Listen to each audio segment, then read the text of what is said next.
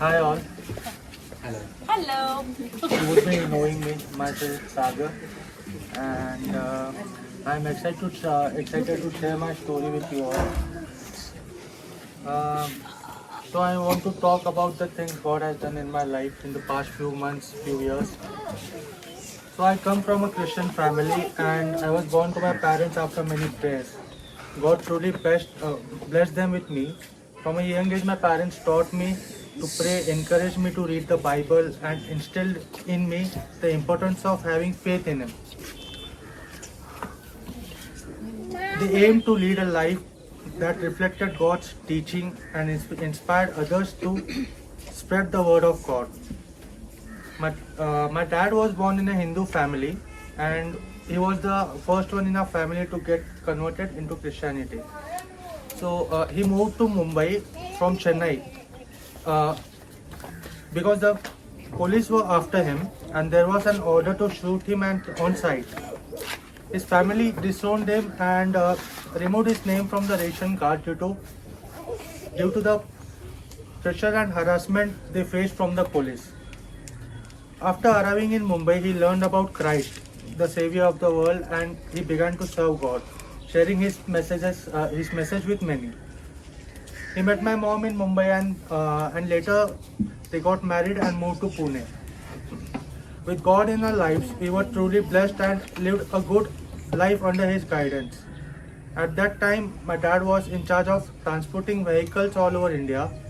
In 2006 and 7, uh, in 2006 and 7, he started a business called Paul Agency, which focused on being a convoy contractor and movers across the country.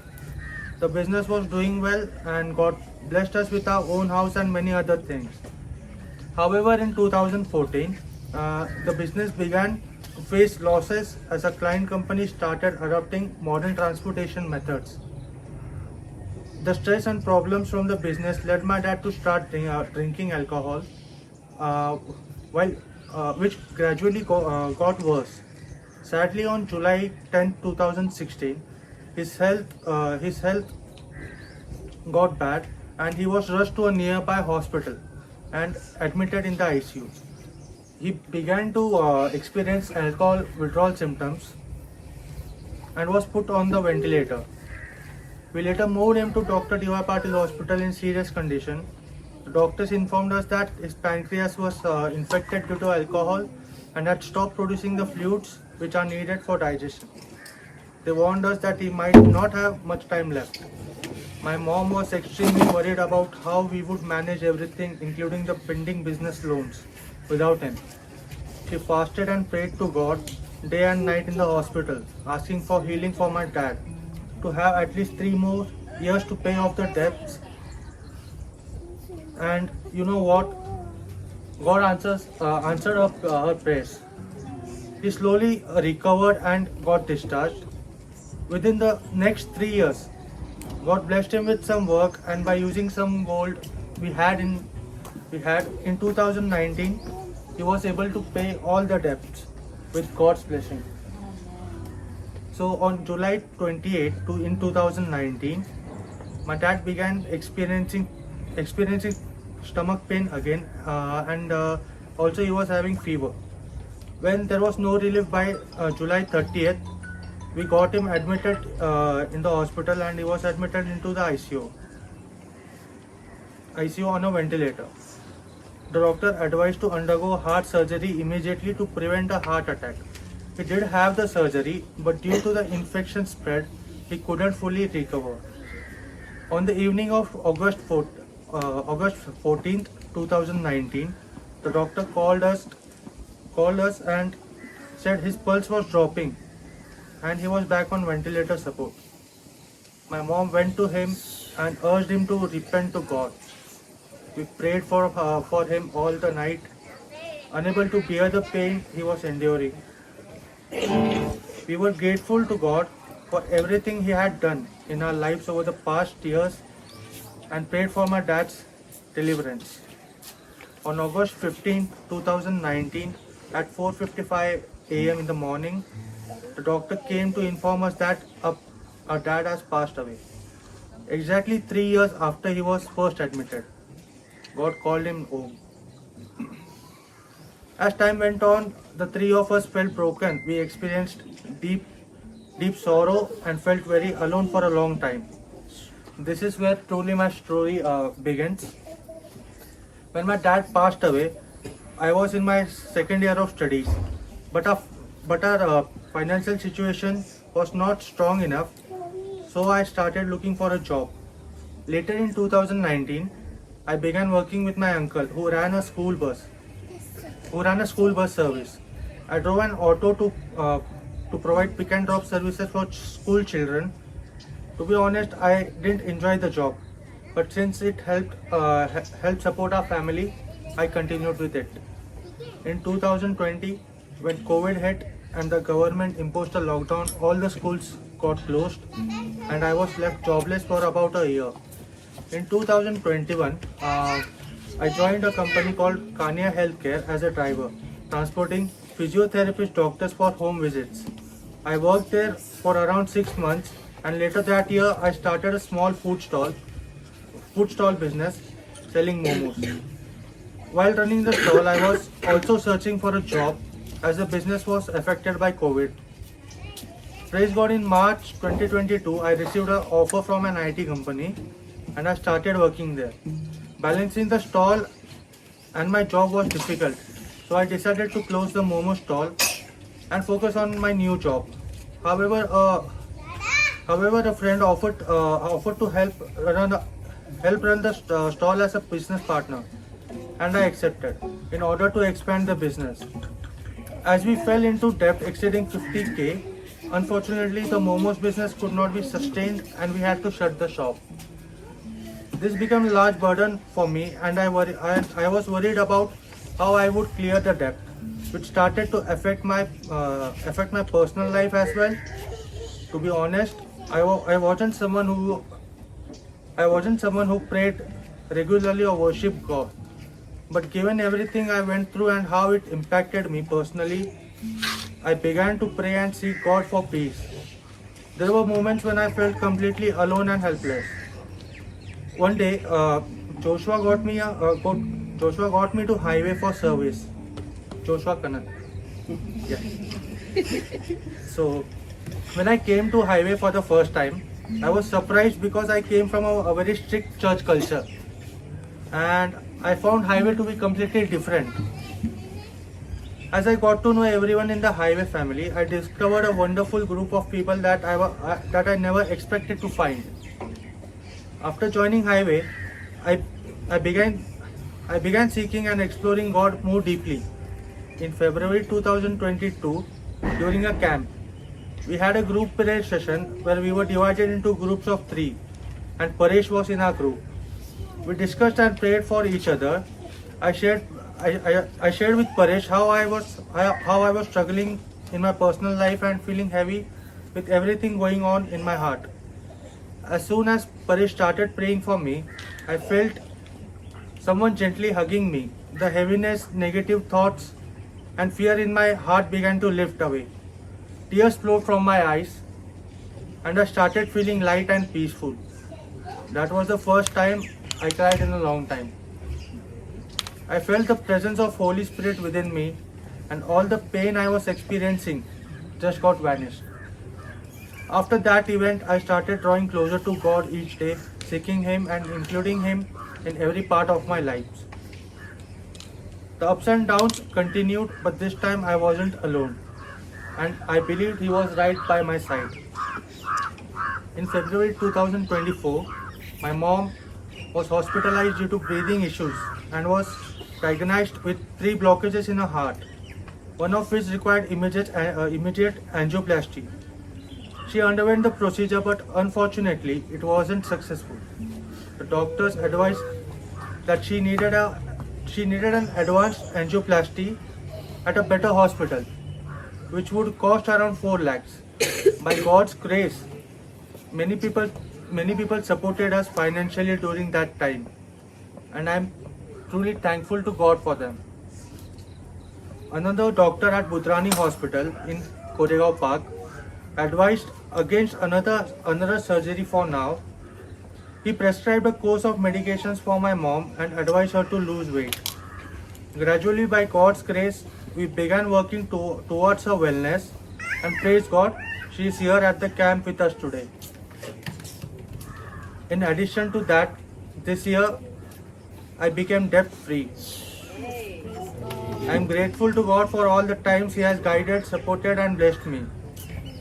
Now that I know He has great plans for me, for my life, to use me for His kingdom, I have prepared my heart to get baptized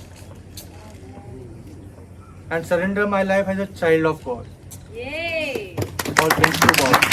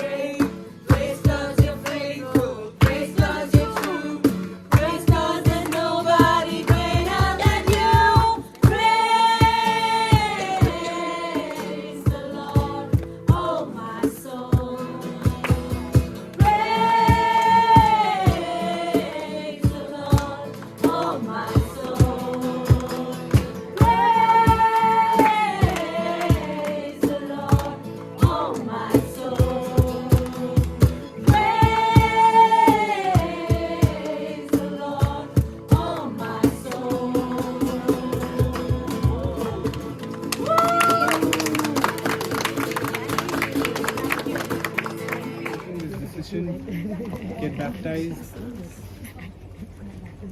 to just honor you with his life and pursue after you, Jesus.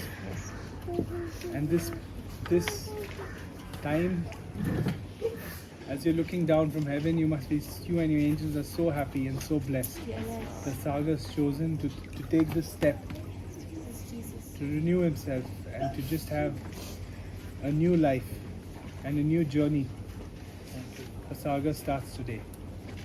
Bless him as he follows your paths and your footsteps, and he lives Jesus to serve you, so him and his family can be blessed. Sagar, I baptize you in the name of the Father,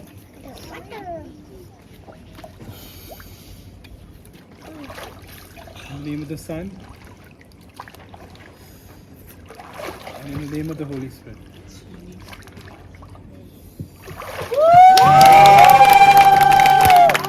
Thank you, Jesus.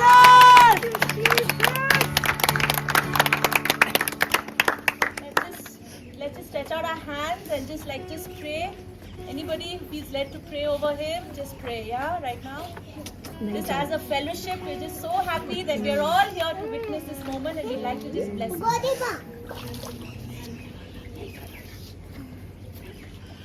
There's a fly there. There's a fly.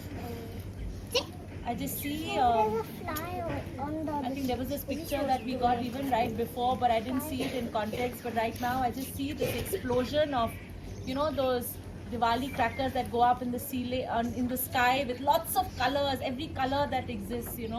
Just like there's a celebration happening, Sagar. Just in the heavens, a celebration. God is just dancing. Way better than any of us can dance, just because he's so happy. He's so happy. So I just want to bless you, Sagar. May you always have the joy of the Lord in any circumstance that you are in. The joy of the Lord will take you through every valley and every mountain that you are in. I'm very excited that it's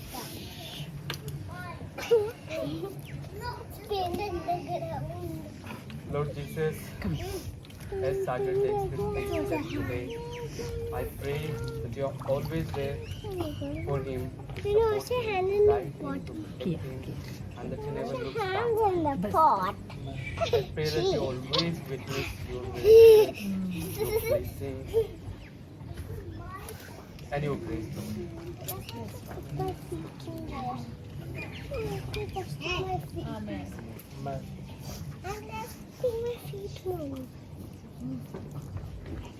Sagar, I get the name Gideon for you, and we know Gideon for many of the mighty things that he did and his obedience to the Lord.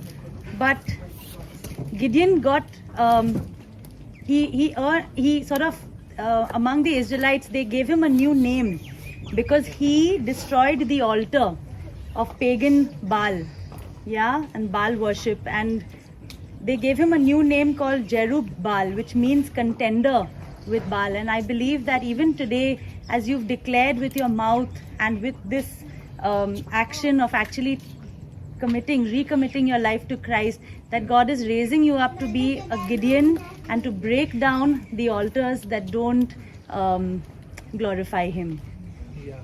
So God bless you. Thank you, Lord Jesus, for being the rock in Sagar's life. Thank you for all that you have done and the way that you have led him to this place. Even today, Lord Jesus, as he's taken this step to make you his Lord, not just in his heart, but as a public declaration, Lord.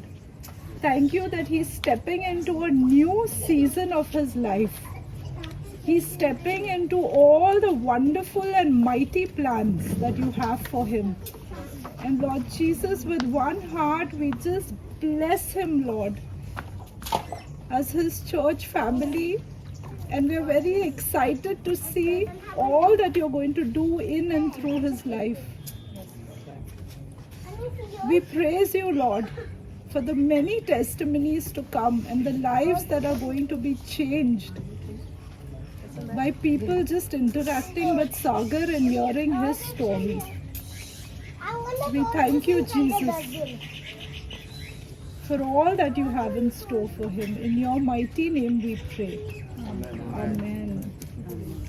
And Sagar, I really feel that, even without preaching a sermon, just as people interact with you and they hear your story, not just what you shared here, but all the things that God continues to do in your life, people will encounter Jesus in the everyday. They will know He is real. They will know who He is. And they'll say, we want to serve the God you serve. Yeah. Yeah.